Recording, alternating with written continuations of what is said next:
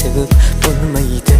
Kel kuymaymiz, yurak ishqida bo'lmaymiz. Halak ketdi sababsiz shunday ketaylik, bermaymiz darak. Ozor berib aytjimgina o'zgasiga yor bo'lasanmi yoki mendek afsus chekib dunyolarga tor bo'lasanmi? Hech bo'lmasa meni o'ylab bir bor eslab turasanmi yoki o'zga quchog'iga oson ko'nib ketasanmi? Sog'ing